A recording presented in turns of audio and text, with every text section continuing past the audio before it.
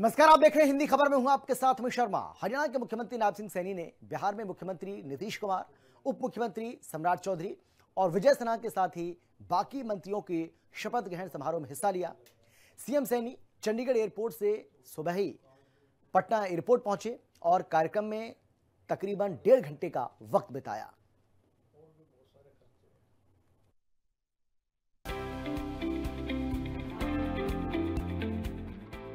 मुख्यमंत्री नायब सिंह सैनी ने बिहार की राजधानी पटना में बिहार के मुख्यमंत्री नीतीश कुमार को बधाई दी।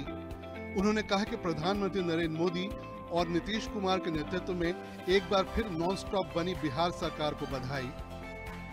प्रचंड बहुमत देने के लिए मुख्यमंत्री नायब सिंह सैनी ने बिहार की जनता का भी आभार जताया। उन्होंने सोशल मीडिया पर लिखा, बिहार के मुख्यमंत्री नीतीश कुमार, उप मुख्यमंत्री सम्राट चौधरी, विजय कुमार सिन्हा और बिहार सरकार में मंत्री पद की शपथ लेने वाले सभी साथियों को हार्दिक बधाई और शुभकामनाएं।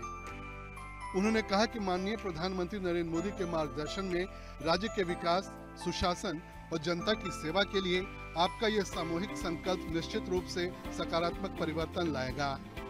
आप सभी के नेतृत्व में बिहार विकास, सुशासन और जन कल्याण के मार्ग पर और अधिक गति से आगे बढ़ेगा। प्रचंड बहुमत के साथ सरकार बनाने पर उन्होंने बिहार की जनता, बिहार की मातृशक्ति, बिहार के बुजुर्ग और युवा साथियों का हृदय से आभार प्रकट किया। देश के यशस्वी प्रधानमंत्री आदरणीय नरेंद्र मोदी जी और हमारे बिहार के लोकप्रिय मुख्यमंत्री नीतीश कुमार जी और बिहार की हमारी जनता, बिहार की मातृशक्ति, बिहार के सभी बुजुर्ग, सभी युवा साथी, मैं बिहार के जन जन को दिल से आभार प्रकट करना चाहूँगा, क्योंकि उन्होंने नॉन स्टॉप आदरणीय मोदी जी और नीतीश कुमार जी के नेतृत्व में प्रचंड बहुमत के साथ सरकार बनाई है। मैं सभी को बहुत बहुत बधाई और शुभकामनाएं देता हूं। बिहार विधानसभा चुनाव प्रचार के दौरान सीएम सैनी ने 8 विधानसभा सीटों पर रैली और जनसभाएं की।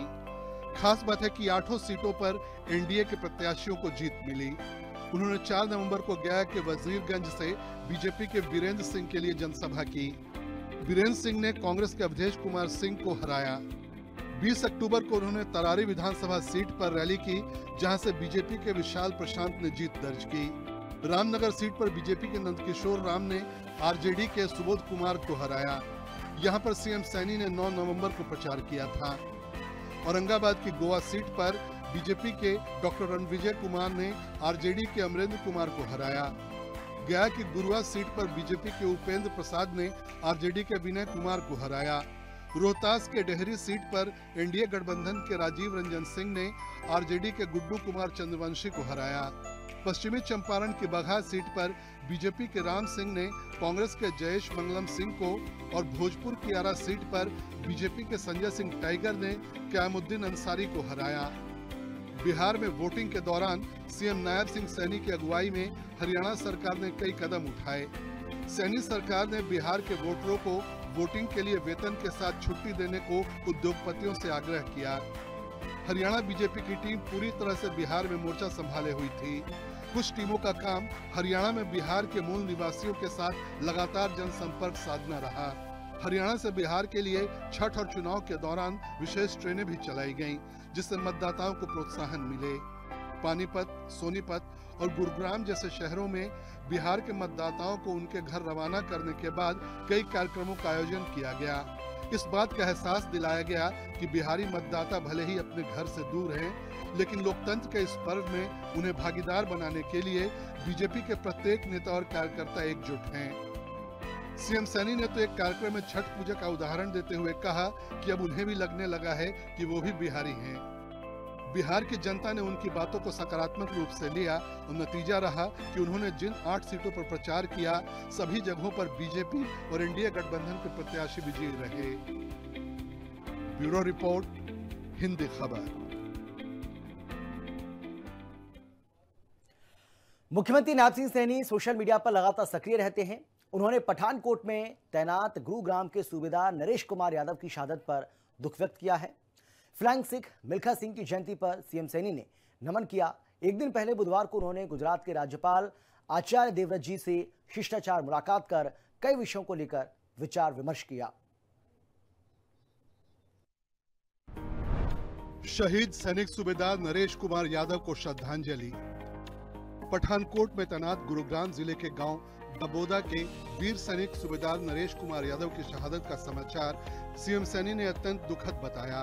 उन्होंने कहा कि वो शहीद नरेश को भावपूर्ण श्रद्धांजलि अर्पित करते हैं और उनके परिवार के प्रति अपनी गहरी शोक संवेदनाएं प्रकट करते हैं।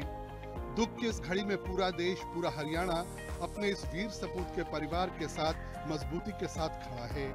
राष्ट्र के लिए दिया गया उनका अद्वितीय बलिदान सदैव स्मरणीय रहेगा।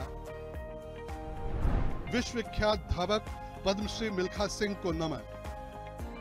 फ्लाइंग सिख के नाम से विश्व भर में विख्यात धावक पद्मश्री मिल्खा सिंह की जयंती पर मुख्यमंत्री नायब सिंह सैनी ने नमन किया। सीएम ने कहा कि उनकी अनुशासित जीवन शैली, कठिन परिश्रम और देश के लिए समर्पण आज भी हर युवा को प्रेरित करता है।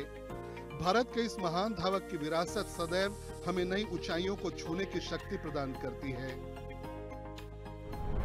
गुजरात के राज्यपाल आचार्य देवव्रत से मुलाकात।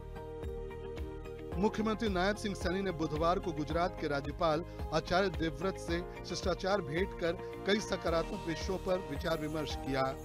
सीएम ने कहा कि उनके साथ हुई आत्मीय मुलाकात सौहार्द एवं सम्मान से परिपूर्ण रही।